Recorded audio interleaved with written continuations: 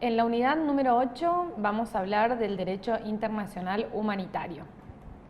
Antes que nada vamos a hablar de la definición, que es el conjunto de normas internacionales de origen convencional o consuetudinario específicamente destinado a ser aplicado en los conflictos armados, internacionales o no, que limita el derecho de las partes en conflicto a elegir libremente los métodos y los medios utilizados en la guerra, o que protege a las personas y los bienes afectados o que pueden quedar afectados por el conflicto. Bueno, tal como queda aclarado, esta es la definición que da Krzysztof Sienkiewicz.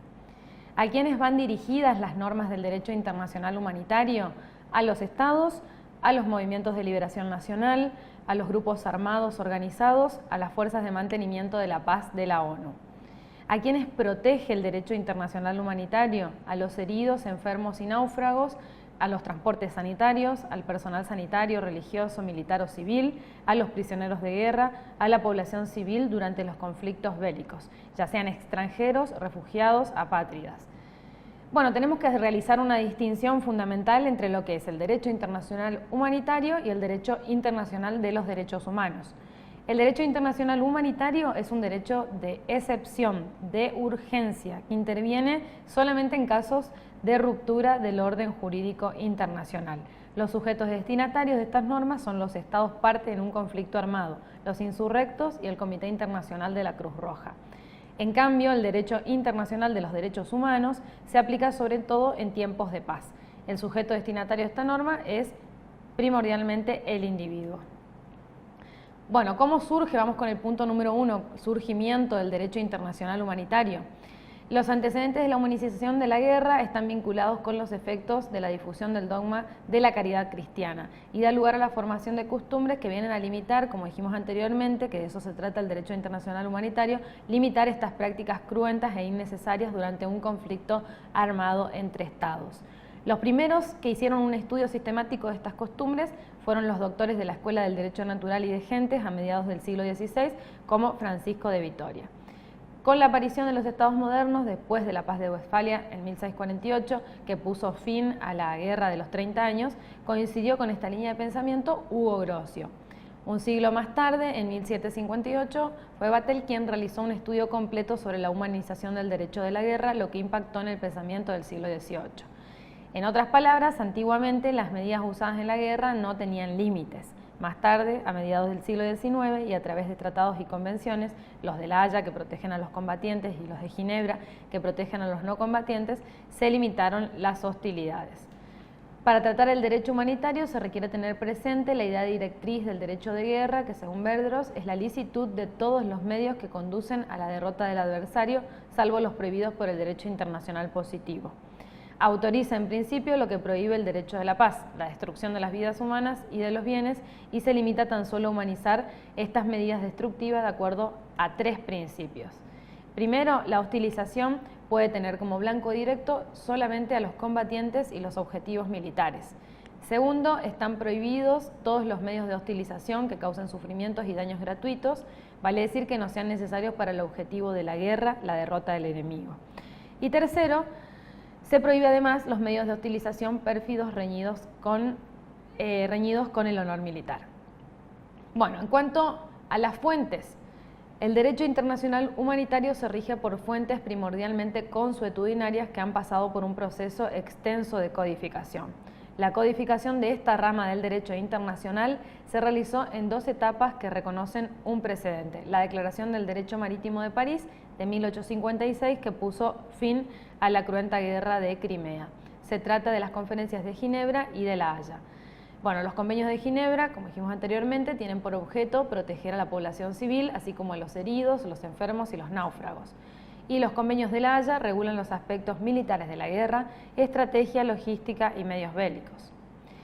En cuanto a los efectos del derecho internacional humanitario, a partir de los convenios de 1949 se aplica la cláusula erga omnes. Esto significa que en el pasado un convenio solamente se aplicaba si los estados beligerantes lo habían ratificado.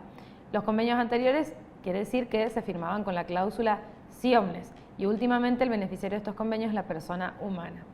El derecho internacional humaniza la guerra de tal modo que limita el número de los individuos que puede ser blanco de las hostilidades, clasificándolos en combatientes legítimos y no combatientes. prohíbe ciertos medios de utilización contra los combatientes y los protege cuando son capturados o heridos. Bueno, algunas nociones a tener en cuenta, que las van a encontrar desarrolladas también en la punta de la materia, es combatientes legítimos, medios de utilización, armas prohibidas, objetivo militar, perfidia y astucia, víctimas de la guerra, teatro de guerra, ocupación bélica, ocupación total, guerra aérea, guerra marítima y el concepto de neutralidad. En cuanto a las luchas civiles, que ya es el punto número 4 de la unidad, el Diccionario de Ciencias Jurídicas, Políticas y Sociales de Manuel Osorio define a la guerra civil como la librada con ensañamiento, casi siempre exagerado, entre dos bandos de un mismo país. En este punto tenemos la teoría de Podestá Costa. La lucha civil es un concepto genérico que abarca toda clase de conmociones internas y se divide en fases. La sublevación, insurrección según Podestá Costa, es un fenómeno exclusivamente interno. El gobierno constituido trata a los insurrectos de acuerdo a su derecho interno. Los terceros estados deben observar la prescindencia, es decir, que deben actuar como si ese hecho interno no existiera. Si este hecho tiene repercusiones más allá de la frontera, deben guardar lealtad únicamente al gobierno constituido. Y la guerra civil comienza desde el reconocimiento de la beligerancia y puede presentarse en dos versiones. Guerra civil nacional, en caso de reconocimiento por el propio Estado, que desde entonces debe tratar a los insurrectos de acuerdo al derecho de la guerra, y la guerra civil internacional, desde el reconocimiento por un tercer Estado, que desde entonces debe tratar al gobierno constituido y a los rebeldes según el derecho de neutralidad. El Convenio de Ginebra de 1949 sobre trato a las víctimas de la guerra también contiene disposiciones relativas a las luchas civiles. De acuerdo al artículo 3, en caso de un conflicto armado que carece de carácter internacional en el territorio de uno de los estados firmantes, cada parte en el conflicto debe aplicar por lo menos las siguientes normas. Tratar con humanidad a las personas que no participaron en las hostilidades o que depusieron armas. No pueden ser matados, torturados, humillados, sin una sentencia con todas las garantías procesales.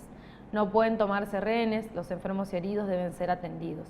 La aplicación de estas normas no afecta el estatus jurídico de las partes ni implica el reconocimiento. Bueno, y en cuanto a la intervención de Naciones Unidas en situaciones de guerra civil, tenemos dos ejemplos. Mozambique, que este país se sumió en una devastadora guerra civil a solo 4 años de su independencia, en 1975, el movimiento insurrecto Resistencia Nacional de Mozambique. Recién se avino a la firma de un acuerdo para el cese del fuego en 1992, en cumplimiento del cual las Naciones Unidas establecieron un sistema de vigilancia.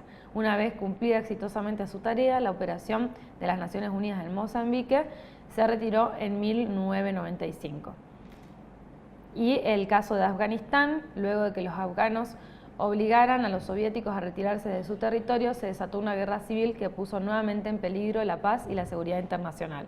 En diciembre de 1993 se envió a Afganistán una misión especial para facilitar la reconciliación nacional. En cuanto a las víctimas de los conflictos armados, refugiados y personas desplazadas, las carencias normativas del derecho internacional humanitario respecto de la población civil y el control efectivo de su cumplimiento provocan durante el desarrollo de un conflicto armado la aparición de los refugiados, que son aquellos que cruzan la frontera del país en que habitualmente residen. Y por otro lado, los desplazados, que a diferencia de los refugiados, abandonan su hogar pero permanecen dentro de los límites del estado de residencia. Bueno, en cuanto al concepto de refugiado, las definiciones que producen a nivel convencional contienen un fuerte carácter ideológico e inciden en los motivos que han llevado al solicitante de refugio a abandonar su país. La motivación justificativa de la concesión del estatuto del refugiado gira en torno a la existencia en la persona que abandona su país de origen o residencia habitual de fundados temores de persecución con base en la raza, religión, nacionalidad, pertenencia a un determinado grupo social u opiniones políticas. Así aparece en la Convención de 1951, artículo 1, también en el Protocolo de 1967, en su artículo 12.